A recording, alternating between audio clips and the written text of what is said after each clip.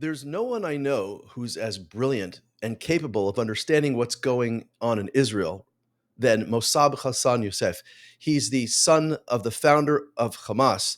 He's called the Green Prince because he knows what's going on inside the Palestinian world. He knows what's happening inside Gaza. So, in order to really understand how to get out of this mess, we have to stop listening to all the crazy genocidal anti Israel propagandists and listen more to Mosab. He knows what's going on. It sounds to me like the only option here for any kind of enduring peace in the Middle East, not just for Israelis, but for children born into Gaza, who you say are innocent. The only innocents in Gaza, the only people you can't suspect of terrorism are the children. Hamas must be destroyed, but how do you do that? Because this doesn't seem to be the way. Look, Gaza is a breeding ground. This is what Gaza is all about.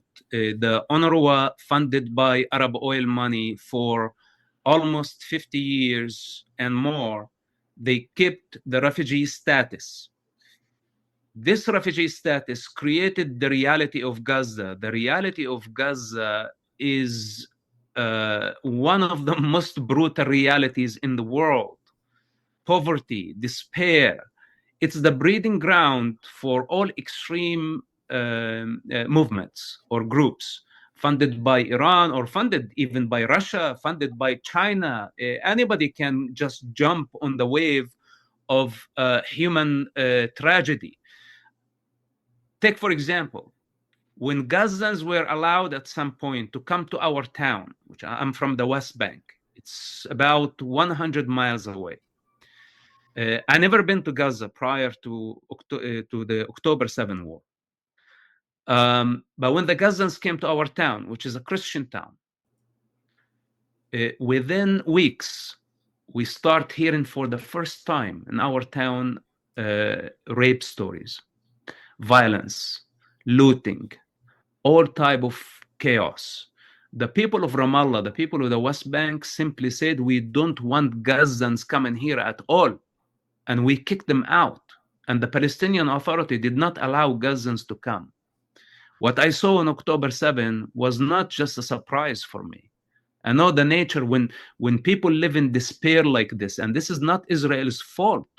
It's the fault of the United Nations that kept people in darkness and kept and gave the advantage to so many terrorist entities, especially the Islamic Republic of Iran, to take advantage of such despair and to keep Israel on the edge and to keep this breeding ground to manufacture terrorism and violence. So and they succeeded somehow.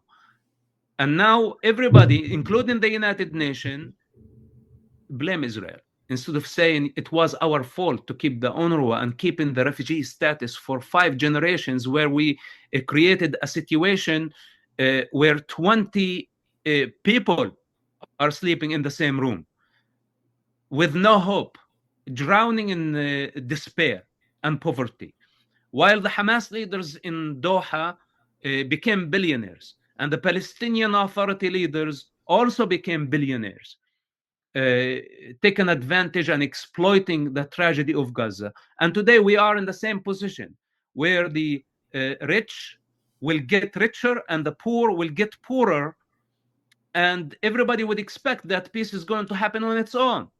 This is why I said from the beginning, and especially after October 7, I would never even consider the option that after October 7 and what we saw, that we must end the breeding ground, evacuate everybody. This is a humanitarian evacuation.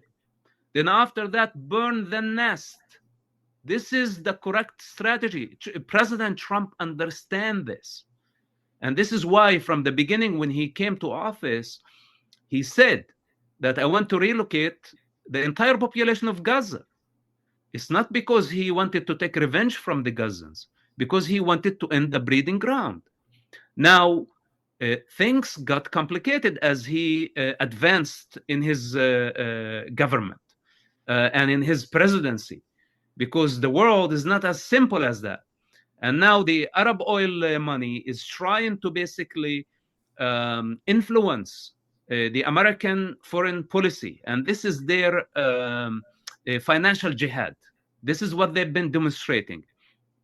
And I am afraid that if President Trump would try to please everybody, the Saudi Arabians, the Palestinians, the Israelis, the Americans, the Republicans, the mob on the street, then he may fail to bring peace to the Middle East, and his administration may eventually fail.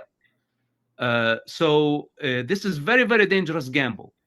And I think humanitarian evacuation, of course, many are going to come and accuse anybody who's involved, including myself, of ethnic cleansing against the Palestinians. But I don't care about their opinion.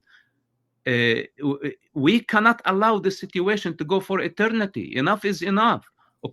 Oh yeah, he's just got it right on. He grew up in Palestinian territories. He knows these people. He knows the hornet's nest of violence, of extremism, which is all boosted by the United Nations, Arab oil countries, and of course the Iranians, who utilize this terrible disaster to try to annihilate the Jewish people. Thank God we have people like Mosab speaking out, and we got to keep on listening to him, and maybe only him, because he's one of the few people who really knows what's going on in the Middle East.